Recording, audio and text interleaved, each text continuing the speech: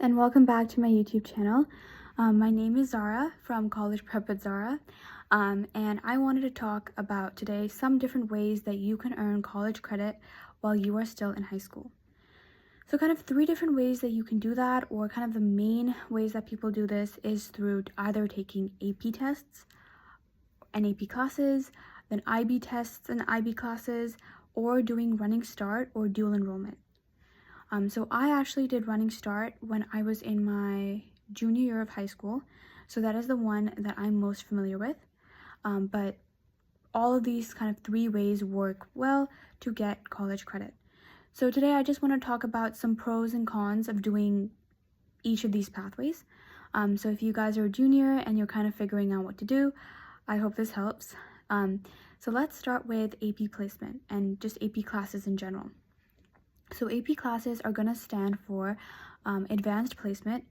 So if you guys have seen a lot of high schools offer AP classes, some really common ones are AP Computer Science, AP English, AP Physics. So these classes are going to be taught in high school. So you sign up for one of these classes, they're going to be a year long, but they're going to follow a college curriculum. So you spend the whole year and you do the class, and then in May you have to take the AP exam. So if you take the AP exam, that's kind of how you get credit for the class. So you have a score range. I'm pretty sure it's from 0 to 5. So depending on what score you get, you may or may not be able to transfer your kind of AP class to a university. So different universities have different cutoff scores that they have to allow you to transfer that credit. So for example, say I've done AP Physics. Some universities will say that if I got a 4 on the AP test, I could transfer the class, but some universities would say that I need a 5 on the test to transfer the class. So that really depends. So I would say kind of one of the cons is that you have to try to make sure you do really well on that test. So if you're not a great test taker, or you have like testing anxiety, or you just don't like taking tests, this might not be the best option, because I feel like everything just rides on that final test. And also trying to figure out if every college is going to accept credits based on the score that you get can be kind of tricky, and also can be a long process. But a pro to this is that AP tests are accepted pretty much in most universities across the US, and you can transfer them to a university out of the state that you're in.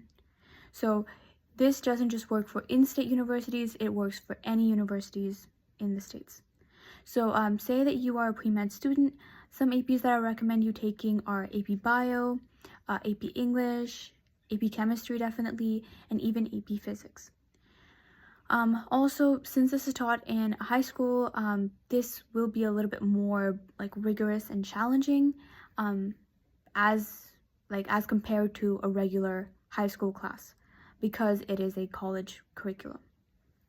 So the next thing I want to talk about are IB classes and IB scores. So IB stands for International Baccalaureate, and what makes it different from AP is that these credits are accepted to any university. It doesn't have to be in the States, so you can kind of transfer these credits pretty much globally. So there's kind of two levels of IB classes that you can take. So you really only get credit for the higher learning IB classes, and you have to score a 5+ on the test to get that credit. So again, another like con for this is you have to do really well on the test. So kind of same thing like APs, but then a pro for this is you can transfer these credits literally to any university, even if it's not in the United States. And then finally, talking about Running Start or Dual Enrollment. So this is the one that I'm like most familiar with. So Running Start is kind of where in your junior year of high school, instead of instead of taking classes in your high school, you're gonna take classes in a community college. So your high school is gonna pay for you to take those classes at community college, and you can take pretty much any discipline of class that you would like, and you can transfer back to high school to get high school credit. But while also getting high school credit, you get college credit. So basically, when you are a senior in high school, you are also a sophomore in college. So when you transfer, so if you apply to high school if you apply to university just normally, you will apply as a freshman. But if you transfer to a university, you can actually transfer in as a junior. Another thing that community colleges have is they have associate degrees. So while you're doing Running Start, you can also earn an associate degree. And so you can graduate high school while also having that associate degree. One kind of con I would say about Running Start is that there isn't a lot of like college life. So if you are someone who really likes college life, then you might find that lacking in Running Start. Another thing is you might feel a little disconnected from your high school because you're doing most of your classes in Running Start and not at your high school. If that's something that bothers you, then you're really gonna feel that like disconnect. But if it's not something that bothers you, then you should be just fine. One pro that I want to mention is that you can take different modalities of classes. So you can take asynchronous classes, which means that you never have to go to the community college in person or like joining any kind of like online class meetings or anything. You literally just do the class on your own time. So if you're someone that has commitments outside of school or you have a lot of extracurriculars, this can really help because you can kind of have more time to do those extra things and kind of manage school along with your schedule. One con though that I would say is that Running Start classes transfer best to in-state universities. So that's not to say that they're not going to transfer to out-of-state universities, but this is something that you'd have to check with those universities. A lot like APs, you're going to have to check if these classes are going to transfer. So if you're planning to stay in an in-state university, then this is a really good option. If you're planning to go out of state, this might be a little harder to transfer those credits. So I would say that there's no one pathway that is better than the other. It just kind of depends on what your goals are specifically. So some people worry that doing Running Start might be less impressive than doing APs or doing IBs. And since I did Running Start, I can tell you that that is not true. Doing Running Start is just as impressive as doing your AP and IB classes, and you can also graduate early from high school by doing Running Start if you take extra classes. So, yeah, I mean, I hope this helps. There are different pros and cons to each of these pathways, but again, like I said, it really just depends on what you want to do. If you really like high school and you want to stay in high school, then doing something like AP and IB are a really good option. But if you're not so happy with your high school and you think you're ready for college level courses in an actual college, you can try doing Running Start.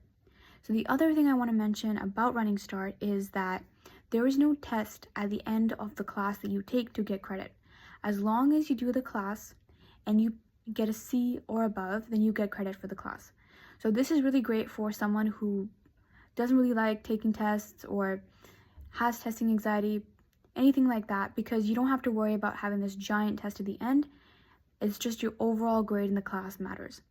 So this really helped me because I think that it's kind of harder to do really well on just one big test rather than doing well on, little quizzes and tests throughout that quarter.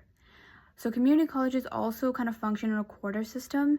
So instead of taking classes for like a whole year, like how you would do for AP and IB, each of your classes are really only going to be 3 months long. So you can do a lot more courses much faster. So that is how I was actually able to graduate high school early, because I think typically in high school you do about 7 classes, but in community college you can do classes based on quarters.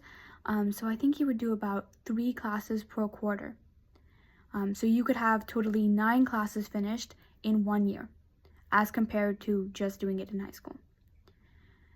But yeah, so these are some pros and cons of each of these pathways. I hope this video helped you guys kind of learn more about this. If you guys have any questions, please feel free to leave it in the comments and I'll be more than happy to answer it. Thanks so much.